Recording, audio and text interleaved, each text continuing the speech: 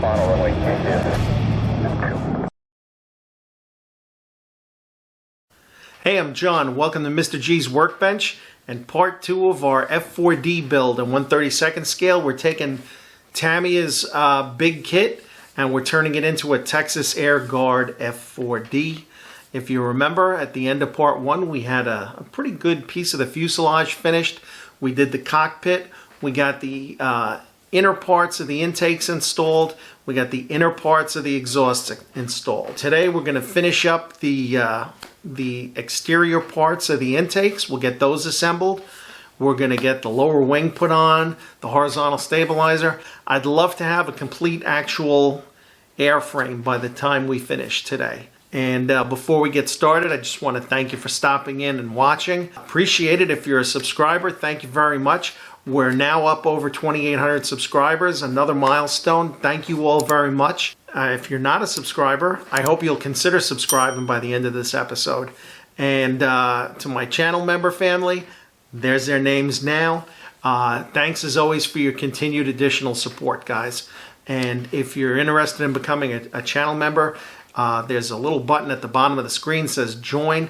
Hit the join button. It's $1.99 US a month, and all that goes towards paint, glue, all the stuff we need to get by here, and occasionally an actual model, as we had with the F-16. So thanks again for your support, guys. It's much appreciated. So let's jump in where we left off. I'm going to do some painting and I'll explain what's going on, and we'll get some assembly work done. So let's take a look. I was at the paint booth, as I said, and it was to get the vari-ramps painted up so that we could get the rest of the intakes on. So what I've done here is I masked off the inner intakes, and well, let me try and get this shit out of here now. Taped off the intakes to avoid overspray apparently, and still got a spot there. And I'll be honest with you, I don't think anybody's going to see that when we're done. This side is the Euro 1 Gray 36081. Continuing to use the Hataka paints because I like them. Painted the inside of the intake. Everything I've read online suggests that the F4 intakes, for the most part, post-Vietnam, are painted approximately 3 feet inside of the face of the intake. 3 feet would be about an inch and change, which coincidentally is from, right here to here. As you can kind of see, you really can't see. Wish I could give you a better angle on this, but you can't really see in there. I'm not worried about it. So we've got that painted up. I did the same thing on the other side with the Euro 1. It's dark green, 34079. They're very dark colors. That's why at the end of the last episode I said we're going to beat the shit out of these with weathering. And that's because this really needs to lighten up a lot. It's just going to suck up light otherwise if you put it on a contest table or even on display. So again, I've got the inside of the vari-ramp painted. I haven't painted out here because I really haven't primed this so far. So I'm just leaving it at that. And we're going to do the same thing here. I've got the green there. So that's where we're at with that. So let's get those intakes assembled.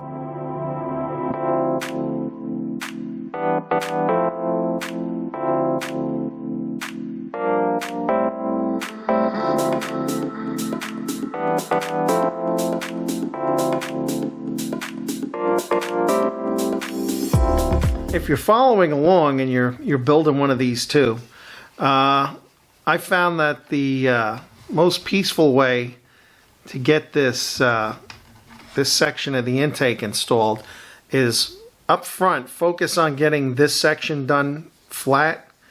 Get this relatively flat here. Glue this like just over here, and then as you kind of get this to conform with the shape of the rest of the intake. I mean, it's close. There's you can feel a step, but I can sand that out a lot easier than dealing with some big gap. So do that, and then you work your way around to here. Again, I can fill that little tiny gap there. And then I've got, this is glued up onto the very ramp the way it should be. There's no seams, no gap there. Same on the bottom. It's attached the way it should be.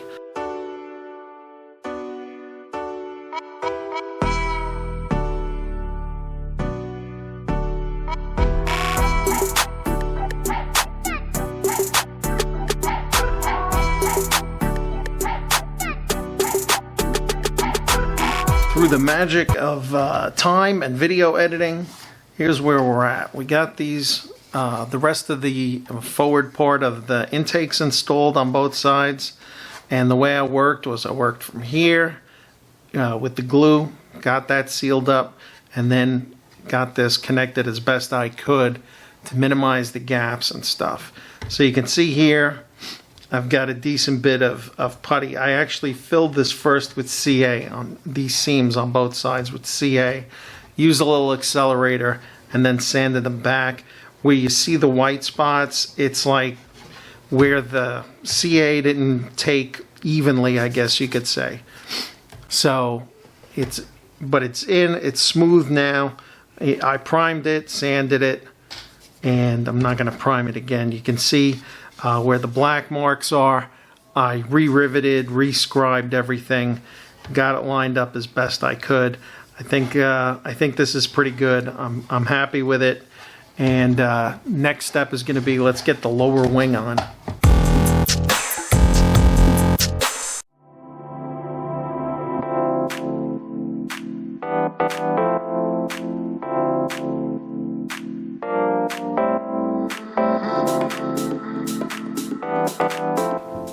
So in the process of trying to get this lower wing to connect as seamlessly as possible with the upper fuselage assembly, I'm focusing on this area first because the front of the fuselage underneath the cockpit and the rear by the exhaust have tabs. They're going to be a lot easier to locate. I'm just trying to minimize the pain involved here, where you've got this seam coming across here and this seam coming across here. I got this part, I did this part first. I got it as close as I could. I think it's pretty good. I can feel a little ridge, but not a terrible one. Then I worked my way across here until I had this lined up well. And then to get this part up here, the side of the intake, as close as possible to the lower wing, I came in, as you can see from this open panel here, with the pair of tweezers, because I can reach inside here and push that out. And then I hit it with some Mr. Cement S. They're quicker drying cement, to try and get all of this to line up and hopefully take. And then I'll still have a seam here, but I can minimize this seam and make it a little easier to work with in the long run. So far so good.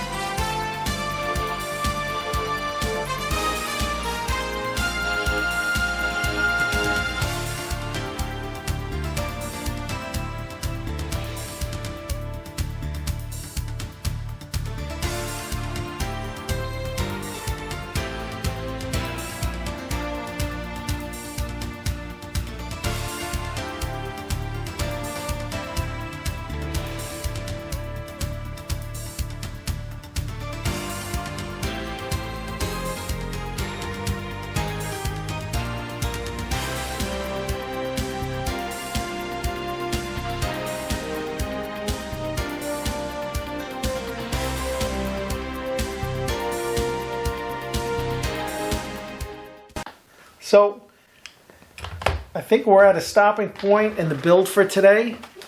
We've got primer on it, which I didn't show. Apologies. There's a lot of stuff I didn't show in the course of the build, and I apologize for that. Some of the stuff I just had to get up close with the magnifier.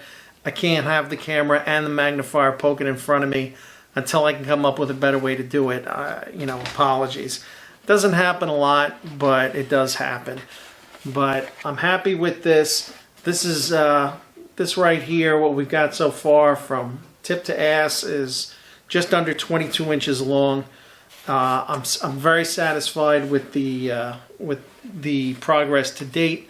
I think if I've done one thing that I've improved with this build so far, it's my seam work. I've always been bad with seam work and rescribing and stuff. I think this one came out pretty good.